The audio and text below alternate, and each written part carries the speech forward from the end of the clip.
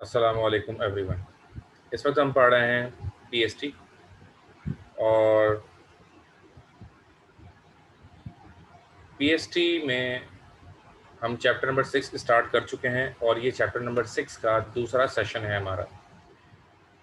अच्छा, chapter number 6 is languages of Pakistan. जैसा कि मैंने आपको पहली क्लास में बताया था कि इस चैप्टर में हम क्या पढ़ते हैं बेसिकली कि कितनी लैंग्वेजेस पाकिस्तान में बोली जाती हैं और उन तमाम लैंग्वेजेस का रोल क्या है और उसकी हिस्ट्री क्या है। हर ज़बान अपनी एक तारीख रखती है।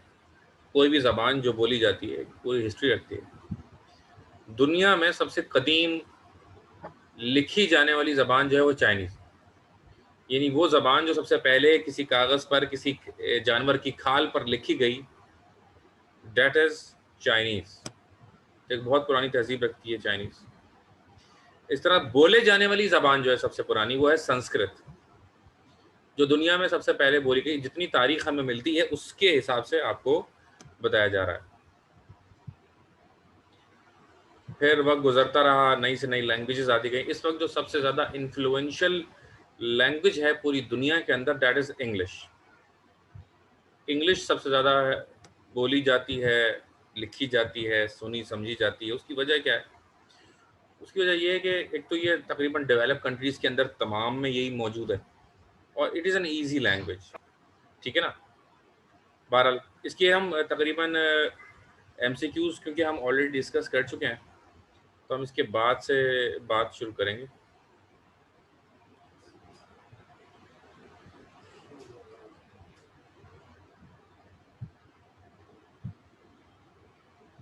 उर्दू लैंग्वेज इंट्रोडक्टरी रिमार्क्स से हम बात शुरू करेंगे।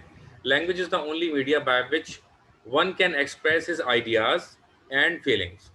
ज़बान एक ऐसा ज़रिया है कि जिसके ज़रिए हम अपने आइडियाज़ भी शेयर करते हैं दूसरों से और उसके साथ साथ हम अपनी फीलिंग्स शेयर करते हैं। देखें, इंसान जब कोई चीज़ कोई जुमला बोल रहा होता है तो उसके साथ उसका लहजा भी होता है। ठीक है जी? तो जब इंसान बोल रहा होता है तो उसके साथ उसका लहजा होता है। उससे क्या होता है? It helps him to get the ideas of others. ठीक है जी? जो लिसनर होता है वो आइडियाज दूसरों के हासिल कर सकता है, उनके जज्बात को समझ सकता है कि वो गुस्से में है या क्या है। ठीक है जी? अगर वो बंदा नहीं है, अगर उसके जहन में कोई आइडिया नहीं है, कुछ नई चीज़ उसके जहन में आ जाती है तो वो बता सकता है। अच्छा जी, तो ये अरीशा खान, आपके ज़रिए ये रेड मार्क्स आ गया इसके अंदर। Let me delete it.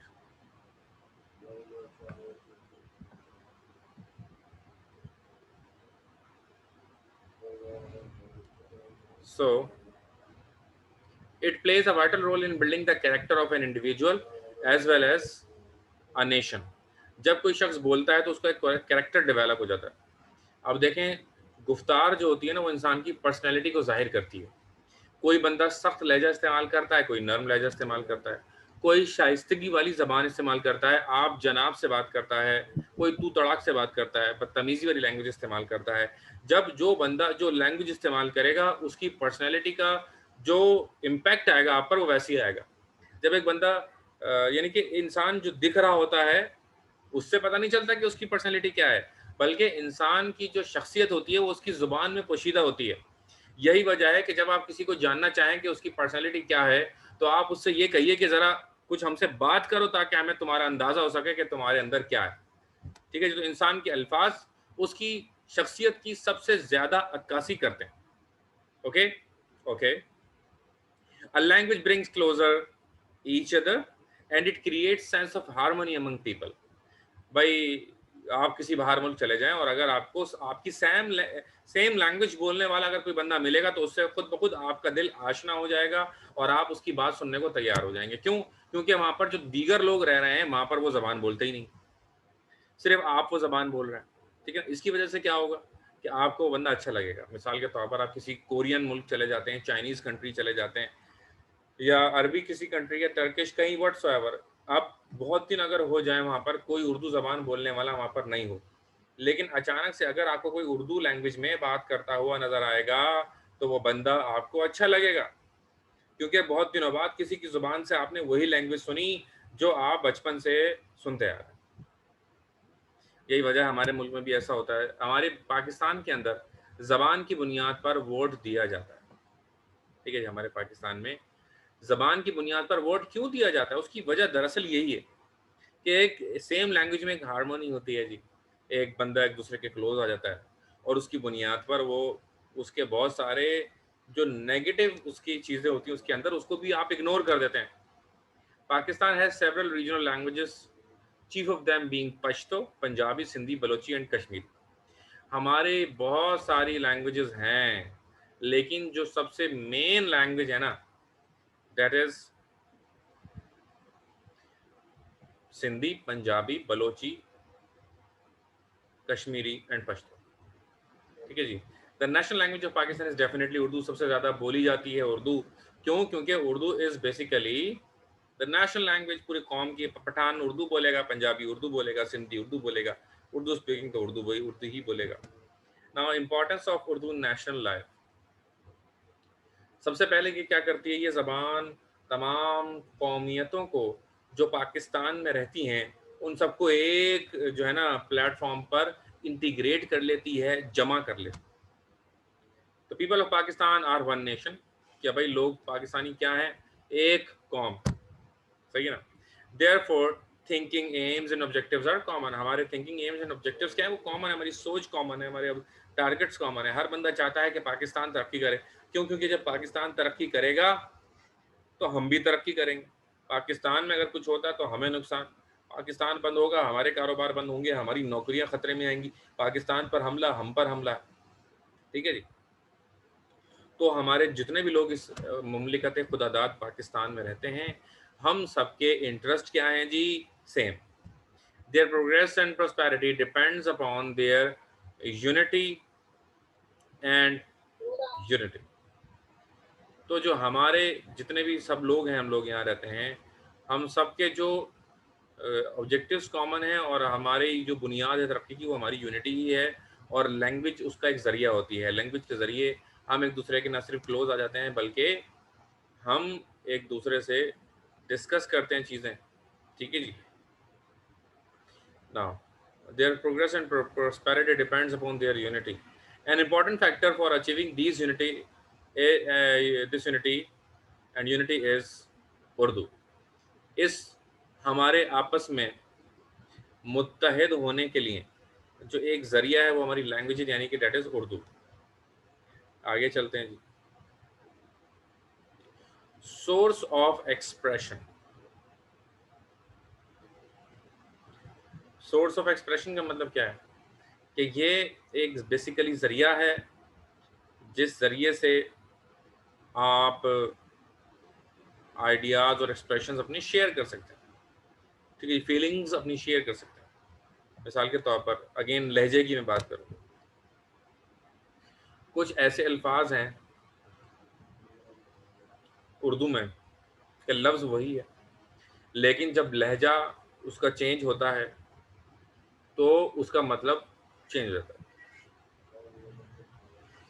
तो इसमें एक मैं आपको फ़िल्म का रेफरेंस दूँगा। पीके फ़िल्म जो एक आई थी उसमें दिखाया था, आमिर खान जो है उसमें एक्टिंग कर रहे थे। उन्होंने अच्छा का लफ्ज़ जो है उसको बड़े तरीके से डिफ़ाइन किया था कि जब किसी को हम धमकी देते हैं अच्छा, यानी कि भरम से अगर हम बोलते हैं अच्छा, इसका मतलब है कि भाई उस बंदे की हट गई है और वो हमें कुछ कह सकता है, बुरा लग सकता है उसको। एक शौक भी लगता है, वो भला मर गया तो अच्छा मर गया वो। तो इस तरह के बहुत सारे अल्फाज हैं जिसके भाई मैं बहुत खुश हूँ। अगर एक बंदा रो रो के बोल रहा है कि मैं बहुत खुश हूँ, इसका मतलब है वो झूठ बोल रहा है और उसके अंदाज़ा हो रहा है हमें। अच्छा, इस तरह तंज में कह रहा तुमने बहुत अच्छा किया, ठीक है ना, तुमने बहुत अच्छा किया, तुम काम पर नहीं गए, तुमने छुट्टी कर ली, घर तो चल ही जाएगा किसी ना किसी तरीके से, बस भूखे मर जाएंगे हम तो क्या हो जाएगा। यानी इस तरह की बातें भी तंजिया लहजे में की जाती हैं और कहीं पर वाकई में यही मतलब होता है कि तुमने बहुत अच्छा किया। तो इसका मतलब भी बहुत सारे हो सकते हैं। अल्फाज का लहजे से बड़ा ताल्लुक होता है। आखिरी जुमला मैं बताना चाहूंगा आपको, रोको मत जाने दो। 4 लफ्ज है इसमें, रोको मत जाने दो। अब लहजा देखिएगा, दोनों का मतलब अलग हो जाएगा। रोको मत जाने दो, इसका मतलब ये कि भाई बंदे को रोक लो जो जा रहा है और उसको जाने नहीं देना है। दूसरा यही 4 लफ्ज, रोको मत जाने दो। अब देखें, इसमें भी वही 4 लफ्ज और उसमें भी वही 4 लफ्ज, लेकिन जो दूसरा मैंने जुमला अदा किया उसमें यह था कि भाई इसको रोकना नहीं, इसको जाने देना है। जबकि पहला जो जुमला मेरा था उसमें यह था कि रोकना है उसको, यानी कि वही। अब ये लहजे का उतार चढ़ाव और ठहराव, इससे फैसला हुआ कि इसका एक्चुअली मतलब क्या है। तो इंसान को सिर्फ जबान ही नहीं बल्कि उसके फेशियल एक्सप्रेशंस को भी समझना ज़रूरी होता है। That is also the part of Urdu language and any language. Means of communication and coordination. तो डियर स्टूडेंट्स, उर्दू हमारे लिए एक ज़रिया है आपस में बातचीत करने का, एक दूसरे की पैगाम रसानी का और एक दूसरे की मदद करने का। People living in different provinces realize that in spite of speaking different languages, they are joined together by one national language which is a heritage of all. कि भाई हर सूबे ने तकरीबन इस बात को फील कर लिया है कि पाकिस्तान के अंदर तमाम लोगों को एक ही ज़बान है जो आपस में मुत्तहिद करती है, और वो उर्दू। ठीक है जी। उर्दू, यही वजह है कि आप देखें, किसी की पाकिस्तान के अंदर कोई भी नेशनल लैंग्वेज हो, लेकिन वो अपना जो है ना, ज़रूर यही लैंग्वेज इस्तेमाल करता है, what ever be the language. लेकिन वो लाजमी जो है ना, ये वाली जो लैंग्वेज है उसको ज़रूर इस्तेमाल करता है। और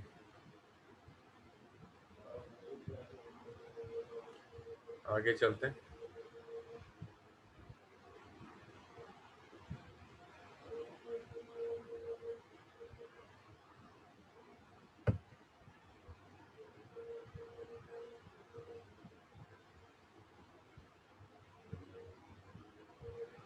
इंशाल्लाह नेक्स्ट क्लास हमारी फिजिकल होगी।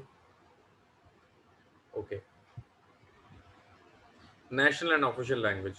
कायद Azam Mohammad Ali Jinnah declared on 21st March 1948 Urdu to be the national language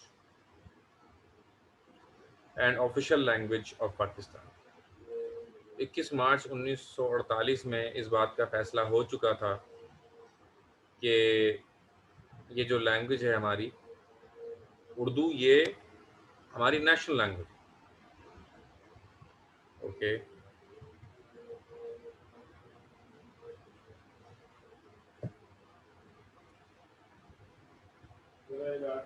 bring the national language being the national language of the country, it is the binding force in different parts of Pakistan.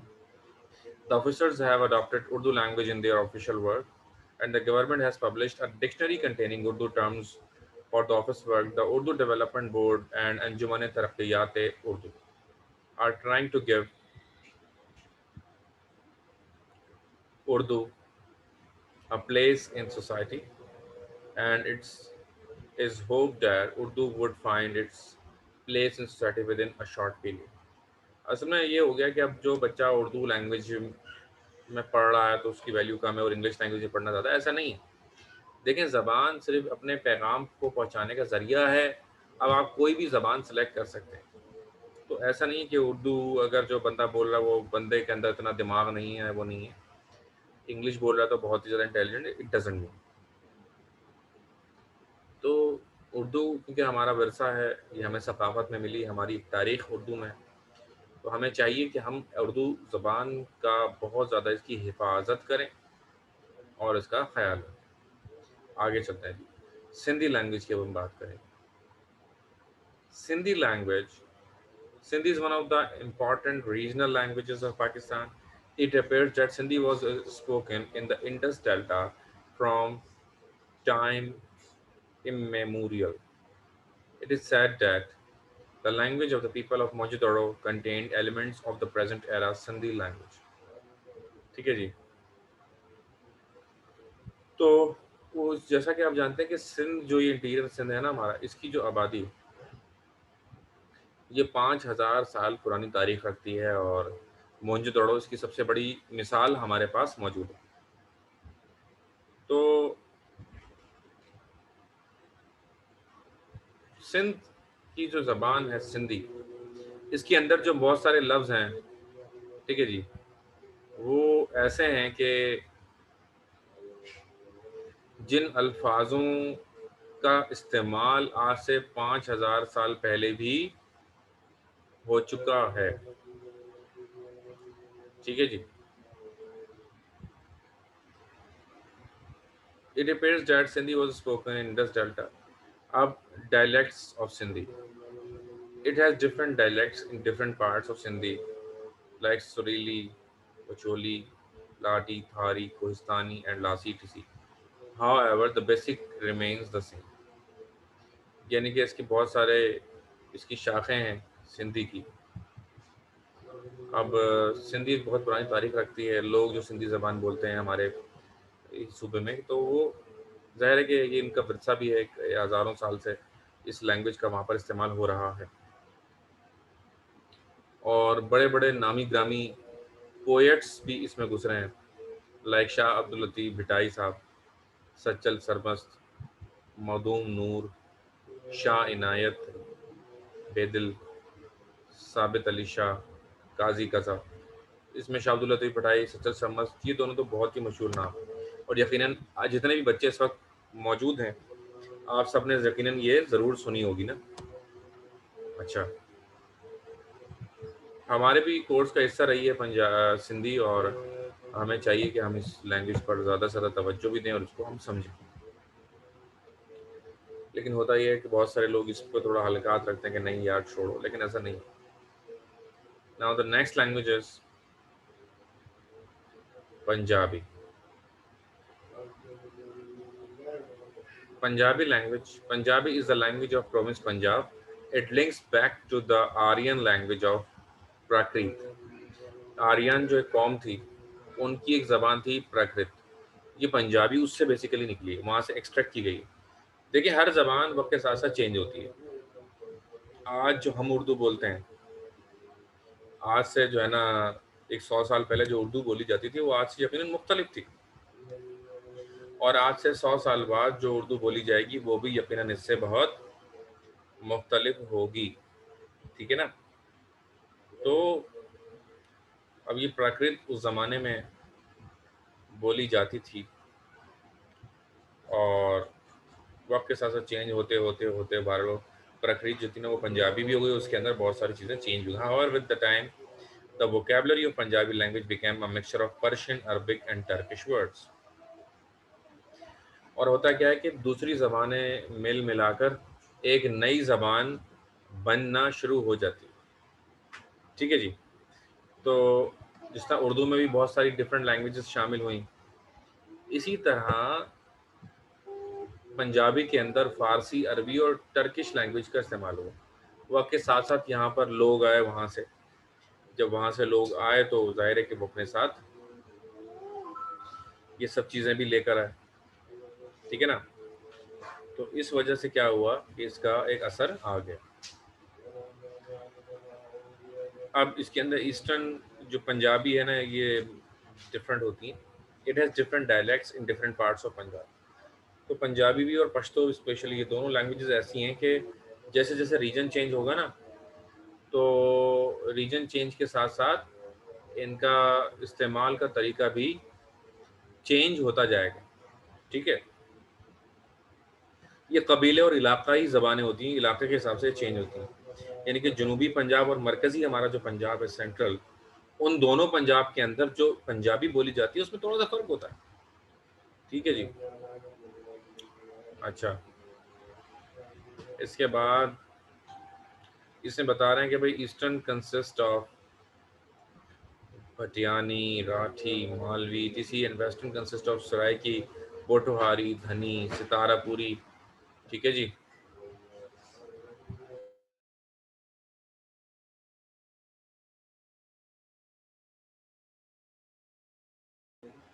अच्छा जी, तो famous Punjabi poets, Baba Farid is the most famous poet of Punjabi.